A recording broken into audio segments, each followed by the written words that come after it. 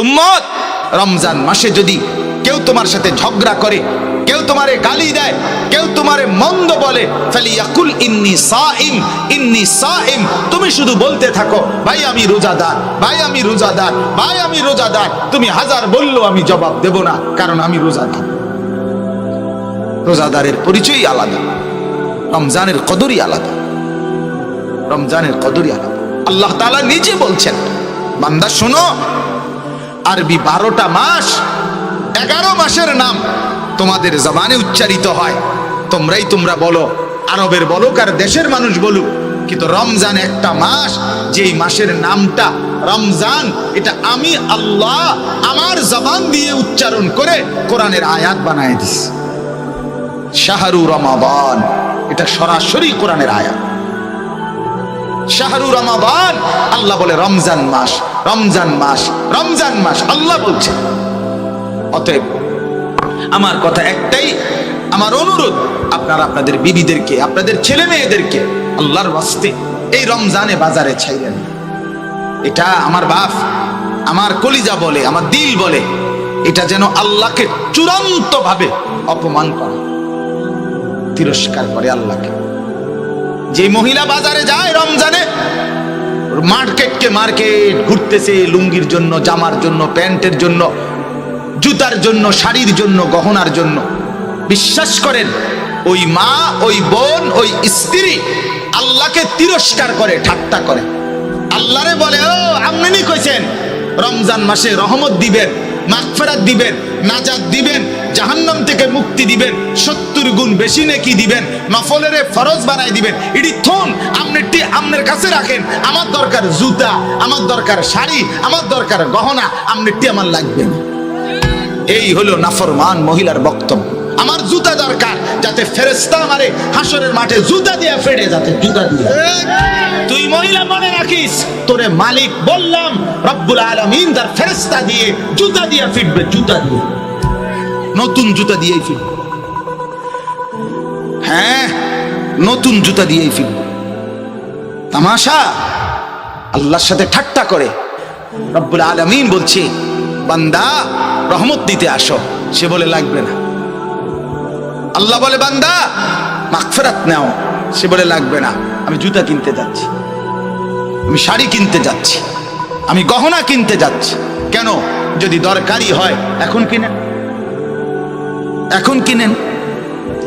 ঈদের নতুন কালেকশন, ঈদের নতুন কালেকশন ওই দোকানদাররা ফ্যাশন করে দিলে, গত বছর কাম এদিক দিয়ে দিছে, এবছর এদিক দিয়ে কাপড় একটা টুকরা বাড়ায় দিছে, ওই যে এটা এবার নতুন আসছে। এই ছাগলামি ছাড়া আর কি?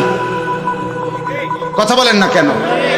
আপনার জুতার মধ্যে হয়তো আলগা একটা ফিতা লাগাই দিছে, ওই যে এটা এবার নতুন আইছে, বেকুব শুনছে নতুনটা লেগে।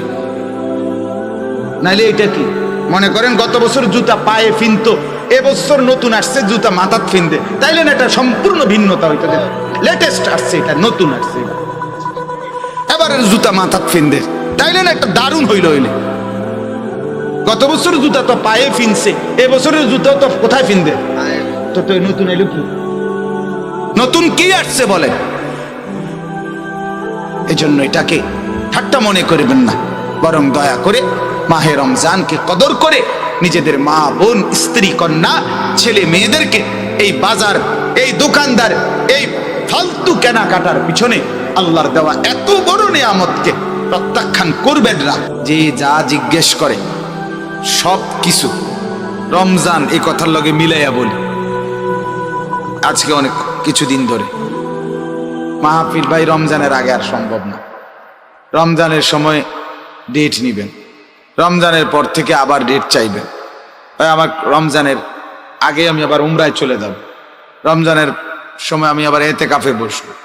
মানে সব কথার মধ্যেই রমজান, সব কিছু মিলাইতেছি যে এটা এদিকে, ওইটা ওইদিকে, এটা এমনে, ওইটা এমনে। আম্মা বাসায় আসবে, কথা বলতেছিলাম বাসায় যে রমজানের আগে, তো আমার বড় বোন বলতেছে তুই বাসায় ভাই উমরা যাওয়ার আগে, আমি রমজানের আগে পারতাম না। মানে সব কথাই কি নিয়া রমজান, রমজানই মূল ফিকির। এই মুহূর্তে মাহে রমজান কবে আসবে, রমজান আমি কখন পাবো রমজান। রাসূলুল্লাহ সাল্লাল্লাহু আলাইহি ওয়াসাল্লাম লাগাতার 2 মাস আল্লাহ তাআলার কাছে দোয়া করতেন, মাওলা রমজান তো চলে আসছে, আর মাত্র 2 মাস, আমাকে ওই পর্যন্ত পৌঁছায় দেন। আল্লাহুম্মা বারিক লানা ফি রাজাবা ওয়া শাবান ওয়া বাল্লিগনা রমাদান। আল্লাহর কাছে নবী সাল্লাল্লাহু আলাইহি ওয়াসাল্লাম টানা 2 মাস এই দোয়া করতেন, আল্লাহ রজব এবং শাবান এই 2 মাসে বরকত দেন, রমজান পর্যন্ত পৌঁছিয়ে দেন। কি বরকত দেন? সব দিকের বরকত। এক ইমানদারের জন্য সব দিকের বরকত দরকার। হায়াতে বরকত দেন যাতে রমজান পেতে পারে, সুস্থতার বরকত দেন যাতে সুস্থ থেকে ইবাদত করতে পারে, হ্যাঁ, পেরেশানি থেকে বিরত থাকবার এর মধ্যে বরকত দেন যাতে করে এক মনে আপনারা ইবাদত করতে পারে। রমজান তো আছে কিন্তু আমি বেঁচে নাই, তাহলে তো হইল না। আমি বেঁচে তো আছি, রমজানও আসছি, কিন্তু অসুস্থ, বন্দিগি করতে পারলাম না, তাইলেও তো হইল না।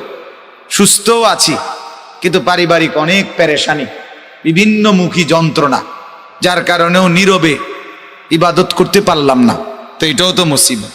এই জন্য হার কিসিমের বরকত আল্লাহ যতভাবে হইলে আমি আপনার বন্দিগিটা নিরাপদে করতে পারবো, ইবাদত নিরাপদে করতে পারবো, সেইটা আপনার কাছে চাচ্ছি। এই জন্য নবী সাল্লাল্লাহু আলাইহি ওয়াসাল্লাম 2 মাস রমজানে যেন স্বস্তি, শান্তি, নিরাপদে বেঁচে থেকে সুস্থ থেকে যেন আল্লাহর বন্দিগি করতে পারে, এই জন্য 2 মাস আল্লাহর কাছে টানা দোয়া করতে।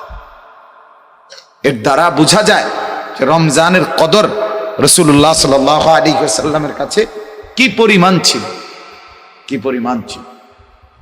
এই এক দোয়া থেকেই আন্দাজ করা যায় যে 2 মাস তিনি আল্লাহর কাছে বরকত চাইতেন। আল্লাহ হার লাইনে বরকত দেন। মনে করেন রমজান পর্যন্ত আমরা পৌঁছলাম, হায়াতও বেঁচে আছি, আমরা সুস্থও আছি, তো বাজারে যথাযথ পণ্য, রমজানের খাদ্য সামগ্রী বাজারে নাই, এটাও তো পেরেশানি। পেরেশানি কিনা বলেন? বাজারে চিনি নাই, বাজারে পর্যাপ্ত পরিমাণ পেঁয়াজ নাই, বাজারে পর্যাপ্ত পরিমাণ তরকারি নাই, ছোলা নাই, বুট নাই, ইত্যাদি ইত্যাদি ধরে নেন, তাইলেও পেরেশানি কিনা বলেন? তাহলে আল্লাহ বাজারে চলাফেরায়, উঠা বসায়, ঘরে, পরিবারে সর্বত্র বরকত দেন। নবীজি এই দোয়া করতেন। আমি তো সুস্থ আছি কিন্তু আমার স্ত্রী অসুস্থ রমজান, তাইলেও তো পেরেশান। আমি তো সুস্থ, আমার স্ত্রীও সুস্থ, কিন্তু আমার ছেলেটা বা মেয়েটা সে অসুস্থ হাসপাতালে, তাইলেও তো পেরেশান। তাইলে আল্লাহ তাআলার কাছে নবী সাল্লাল্লাহু আলাইহি ওয়াসাল্লাম 2 মাস টানা, ভাই প্যান্ডেলের ভিতরে বুট খাবেন না, দয়া করে আমার অনুরোধ দোস্ত, আমি একেবারে অনুরোধ করছি। গাফেল আল্লাহর দুশ্মন, আমারও দুশ্মন। খামখেয়ালি মানুষকে বলে কোনো লাভ নেই। এই জন্য পাশাপাশি এক ভাই আরেক ভাইয়ের সাথে কথা বলেন। ছেলেরা, বাবা তোমার অসুবিধা লাগলে তুমি বাইরে গিয়ে কথা বলো, তুমি শিক্ষারও, আমার কোনো অসুবিধা নেই, কিন্তু এখানে বেয়াদবি করার কোনো সুযোগ নেই। সোজা কথা, একজন শুনুক, কোনো আপত্তি নেই। আমি আজীবন এই তবিয়তের মানুষ যে কোনো সময় সংখ্যা গুনি না। অনেক মানুষ দেখে লাভ মারছি এমন কিছু না, কম না বেশি সেটা আমার দেখার বিষয়। আমার মালিকের কথা বলার জন্য বলা, আল্লাহর কথা বলতে বসছি। এজন্য একজন কথা বলবেন, একজন বুট খাবেন, একজন পাশের জনের সাথে একটু কথা বলবেন, একটু আল্লাহর কথা শুনবেন, হবে না দোস্ত? আল্লাহর কোরআন এটা তুমি বাংলা বই মনে করো, এটা অঙ্ক ইংরেজি বই মনে করো, গোটা পৃথিবীর সমস্ত পড়া একত্র করলে কোরআনুল কারীমের এক অক্ষরের কোণার কাছেও আসতে পারবে। কোরআনুল কারীমের সামনে পৃথিবীর সব, এই বাংলা, অঙ্ক, ইংরেজি, পদার্থ, জীববিজ্ঞান, রসায়ন বিজ্ঞান, উচ্চতর গণিত যা আছে, এগুলো 2 পয়সার মূল্য রাখে না কোরআনের সামনে। হ্যাঁ, ওগুলোর জায়গায় মূল্য, কিন্তু কোরআনের সাথে তুলনা করলে ওর একটারও কোনো এর কাছাকাছি ন্যূনতম কোনো মূল্য নেই। দামি একমাত্র আল্লাহর কোরআন। অতএব তুমি এটাকে দোস্ত ফালতু বিষয় মনে করো, ফালতু বিষয় মনে করো। গাফেল আল্লাহর দুশমন, খামখেয়ালি, খামখেয়ালি। আমার মনে আছে আমি একবার এক ছেলেরে বলছিলাম, পড়া কয় পারি না, অনেক আগে শিক্ষকতার প্রথম দিকে বললাম পারো না, কাকা পারি না আর কি, ওমা পারে না আর কি। এরম ডাকাত কি হয়, পারি না আর কি। এই যে বেয়াদব, কত বড় বেয়াদব, এই অসংখ্য ছেলে পেলের হালাতে কি এরম করো, এরম করি আরে আমনের কি খারাইয়া তুমি দাঁড়াইয়া এরম দাঁড়াইয়া রয়েছে রয়েছি আমনের কি বুঝছেন না কথা? তুমি যে এই মেয়েটার পিছনে পিছনে হাঁটতেছো, কি হাঁটতেছি, আপনার অসুবিধা কি? মানে কথাবার্তার ঢং হইলো সে যে মানুষ না জানোয়ার এটাও জানে না, খবরও নাই। হ্যাঁ, বাপসা মনে হয় অসুবিধা কি, আমার নিজেকে খুব বুদ্ধিমান ভাবে। আরে নাফরমান তো বুদ্ধিমান না বাপ, নাফরমান বোকা হয়, নাফরমান অপদার্থ হয়, বোকাই হয়। আল্লাহ নবী সাল্লাল্লাহু আলাইহি ওয়াসাল্লাম বলেছেন, আল কাইয়িসু মান দানা নাফসাহু, যে নিজের হিসাব করে, ওয়া আমিলা লিমা বা'দাল মাউত, মৃত্যু পরবর্তীর জন্য আমল করে, আল কাইয়িস, তাকেই বুদ্ধিমান বলে। আল কাইয়িস, সে বুদ্ধিমান। ওয়াল আজিজু মান আতবা নাফসাহু হাওয়াহা, নবীজি সাল্লাল্লাহু আলাইহি ওয়াসাল্লাম বলেন, এবং অক্ষম, অপদার্থ, দুর্বল, ব্যর্থ, অথর্ব, যে তার মনের ইচ্ছা মতো চলে। হাদিস, ও তামান্না আলাল্লাহ, চলে নিজের ইচ্ছা মতো আর আশা করে আল্লাহর কাছে। আল্লাহ, মুখে বিড়ি, আল্লাহ ভরসা, আল্লাহ ভরসা, পকেটে হারামের টাকা, আল্লাহ ভরসা, ঘরে রঙিন টেলিভিশন, আল্লাহ ভরসা, চেহারায় দাড়ি নাই, আল্লাহ ভরসা। কি আল্লাহ ভরসা? আপনি কির উপরে কি করতে চাইছেন আপনি?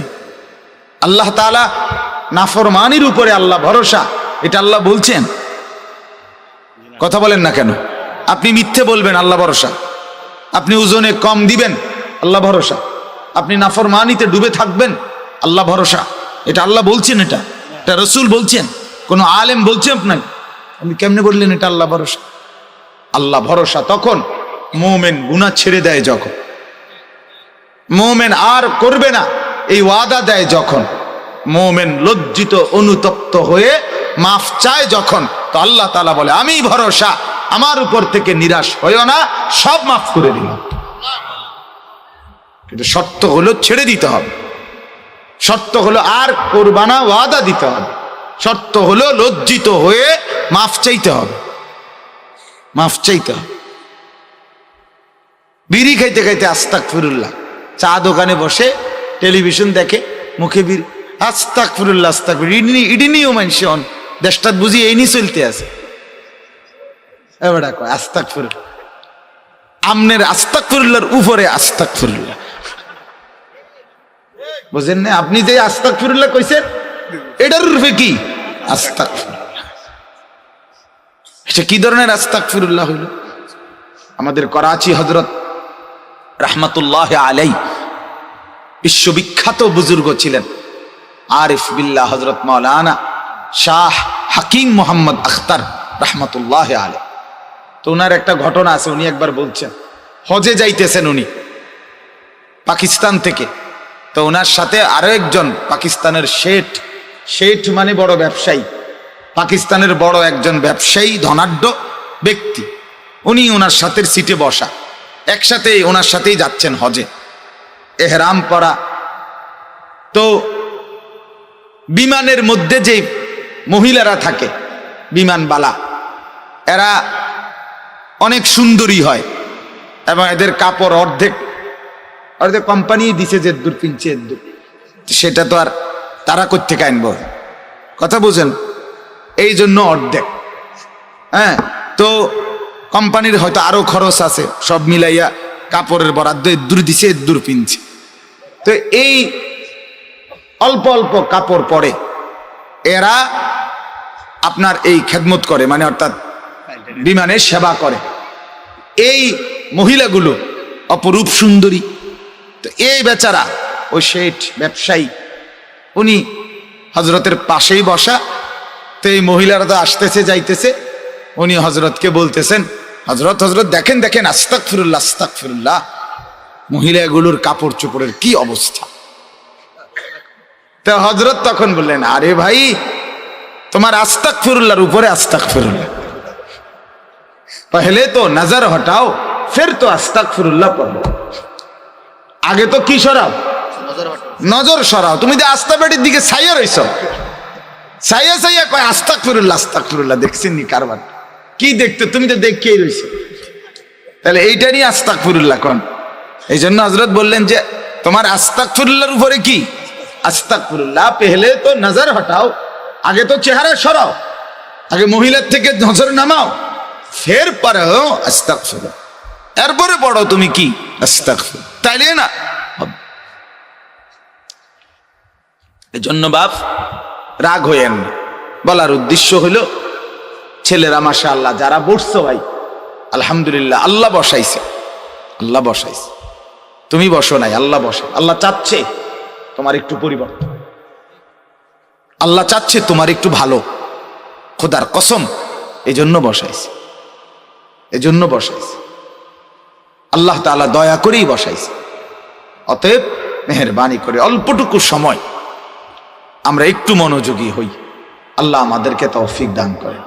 তো আমরা বলতেছিলাম এই মুহূর্তে রমজান, আলোচনার মূল কেন্দ্রবিন্দু শুধুই কি রমজান। এবং আল্লাহ নবী সাল্লাল্লাহু আলাইহি ওয়াসাল্লাম লাগাতার 2 মাস রমজানের জন্য দোয়া করতেন, 2 মাসে বরকত চাইতেন, আর বলতেন আল্লাহ বরকত দিতে দিতে রমজান পর্যন্ত পৌঁছায়। তাহলে এই মুহূর্তে আমাদেরও হিসাব, যার আল্লাহ বিবেক দিছেন, আল্লাহ তাআলা যার কলিজার ভিতরে আখিরাত আর পরকালের ভাবনা দিয়েছেন, বাপ প্রত্যেকে আমি এবং আপনি মূল ফিকির করবেন যে সামনে রমজান, রমজান মাহে রমজান, মাহে রমজানের জন্য দোয়া করেন, আল্লাহর কাছে বলেন যে আল্লাহ আর অল্প কয়টা দিন হায়াত ভিক্ষা দেন, আল্লাহ রমজানের চাঁদ না দেখাইয়া আপনি মাহরুম করবেন না, তীরে এনে তরি ডুবাইয়েন না, মাওলা দেখা যায় রমজান আর অল্প কয়টা দিন, 1 মাসও নাই, এই 20-22 দিনের রমজান বাকি, আল্লাহ আপনি এই কয়টা দিন হায়াত দিয়ে রমজানের চাঁদ পর্যন্ত পৌঁছান, রহমত মাগফিরাত আর নাজাত দিয়ে জান্নাতি করে দেন। তাহলে প্রথম আমাদের কাছে এই মুহূর্তের করণীয়, বাকি দিনগুলো রমজানের অপেক্ষায় দোয়া করা, এটা হলো আমাদের ইমানদার হিসাবে এই মুহূর্তের প্রথম কি করণীয়। দ্বিতীয় করণীয় কি? দ্বিতীয় করণীয় হলো কিছু নফল রোজা রাখা। এখনই কিছু নফল রোজা রাখা, 2টা হোক, 4টা হোক, 5টা হোক, নফল রোজা। রাসূলুল্লাহ সাল্লাল্লাহু আলাইহি ওয়াসাল্লামের আমল ছিল রমজানের পূর্বের মাসে তিনি বাকি 11 মাসের চাইতেও বেশি নফল রোজা নবীজি শাবান মাসে রাখতেন। আম্মা জান আয়েশা রাদিয়াল্লাহু তাআলা আনহা তিনি ইরশাদ করেন যে শাবান মাসে, মানে রমজানের আগের মাসে, মানে এই যে এখন যে মাস চলতেছে আরবি, এই মাসে নবীজি এত লম্বা, এত লাগাতার রোজা রাখতেন। তিনি বলেন মাঝে মাঝে মনে হইতো যে না জানি এইবার শাবানে আর রোজা ছাড়বেনই না, একবারে রমজান সহ পুরাইয়া তারপরে থামবেন, এরকম টানা রাখতেন, এরকম টানা রাখতেন। আমার এক ঘনিষ্ঠ মানুষ, দাওয়াত ও তাবলীগের সাথী, কুমিল্লা ক্যান্টনমেন্টের ডাক্তার সাহেব, আলহামদুলিল্লাহ, বলতেছে হুজুর আমি নিয়ত করছি, যেদিন বলছে সেদিন বলতেছে 33টা রোজা হয়েছে লাগাতার, নিয়ত করছি রমজানের আগে 60টা রোজা পুরা করব। কি মুসলমান, কেমন ইমানদার! শওকত ভাই। তো এই জন্য বললাম